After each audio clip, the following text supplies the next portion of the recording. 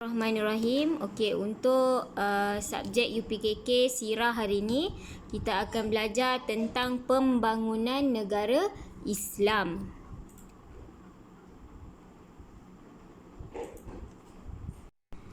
Okey, pembangunan negara Islam terbahagi kepada beberapa faktor. Okey, antaranya adalah pembinaan masjid, pentadbiran, pendidikan, ekonomi, teknologi dan juga hubungan diplomatik. Okey, kita lihat satu persatu. Saya akan terangkan satu persatu. Okey, lihat berkenaan dengan pembinaan masjid. Ini adalah 3 masjid yang telah dibina. Okey, semasa pembangunan negara Islam. Okey, kita lihat sejarah pembinaan masjid-masjid tersebut. Okey, masjid yang pertama adalah Masjid Quba. Okey, Masjid Quba. Pada tahun ke-13 kerasulan, Rasulullah telah keluar dari Mekah berhijrah ke Madinah.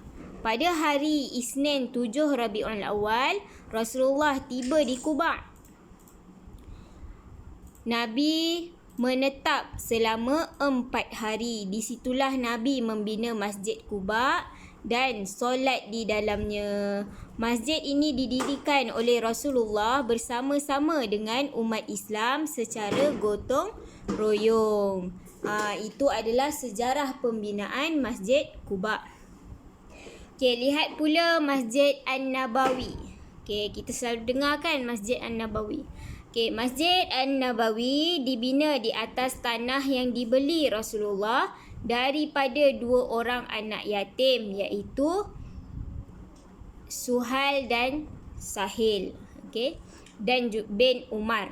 2 orang adik-beradik anak yatim. Terbinanya masjid ini bererti Rasulullah telah meletakkan asas utama yang kukuh dalam pembangunan masyarakat dan negara Islam. Itulah sejarah berkaitan dengan Masjid An-Nabawi. Okey, manakala Masjidil Haram, ini pun kita selalulah dengar Masjidil Haram. Okey, rumah suci ini disebut juga Baitullahil Haram. Baitullah, rumah Allah. Di sinilah letaknya Kaabah yang dibina oleh Nabi Ibrahim bersama anaknya, iaitu Nabi Ismail. Yang kita tawaf tu, kita berada di dalam Masjidil Haram. Okey, boleh lihat kelebihan dan dalil berkaitan dengan pembinaan 3 masjid tadi. Okey, kita lihat Masjid Quba. Masjid Quba adalah masjid pertama dalam Islam. Masjid yang didirikan atas dasar takwa. Dia ada dalil dia, firman Allah Subhanahu Wa Taala, la masjidun ussisa 'ala taqwa. Sesungguhnya masjid iaitu Quba yang engkau bina yang telah didirikan di atas dasar takwa. Okey, Masjid Quba didirikan di atas dasar takwa. Okey, kita lihat pula Masjid An-Nabawi.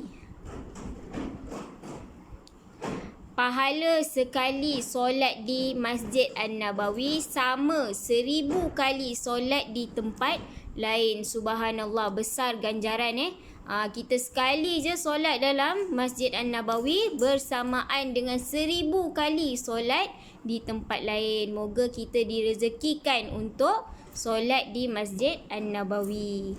Okey, kita lihat hadis Rasulullah an Jabir radhiyallahu anhu qala Rasulullah sallallahu alaihi wasallam salatun fil Masjidil Haram mi'atu alfi salatin wa salatun fi masjidi alfu salatin wa fi baitil maqdisi khamsu mi'ati salatin.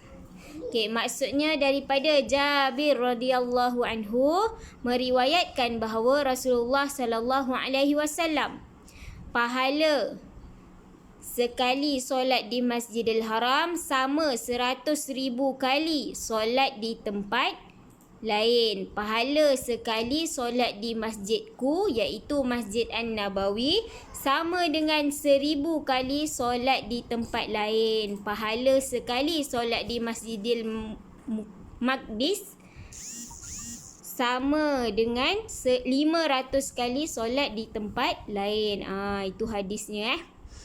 Okey, seterusnya Masjidil Haram. Okey, tempat suci yang pertama di dunia. Nama je Masjidil Haram, tapi dia adalah tempat suci yang pertama di dunia. Pahala sekali solat di sini sama dengan 100,000 kali solat di tempat lain. Tadi Masjidil Nabawi 1000 kali. Tapi Masjidil Haram berganda lagi, 100,000 kali.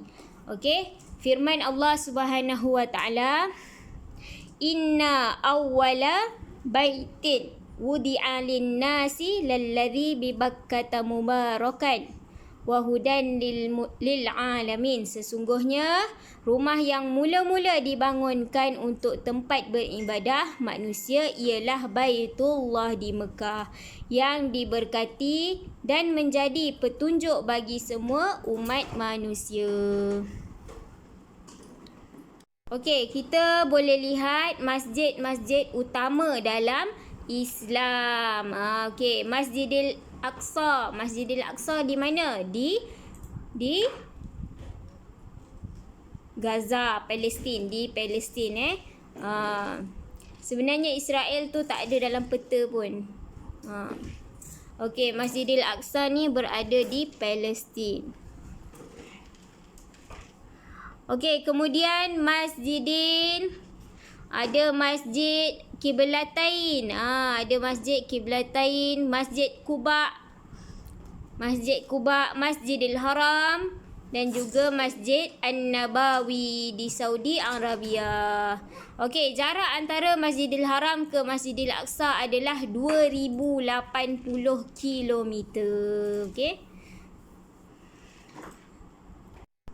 Lihat pula peranan masjid dalam pembentukan negara Islam. Apa peranan masjid ni?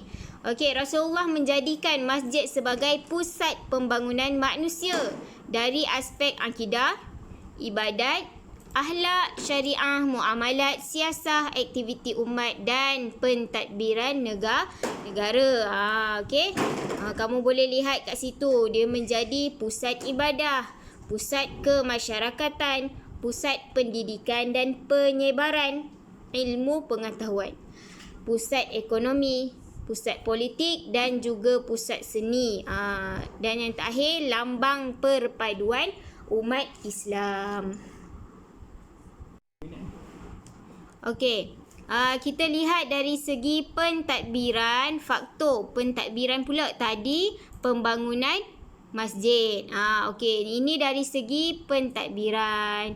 Okey, kuasa pemerintah dan pemimpin yang sebenar adalah Allah Subhanahu wa taala. Memang itu sahajalah pemerintah kita, iaitu Allah.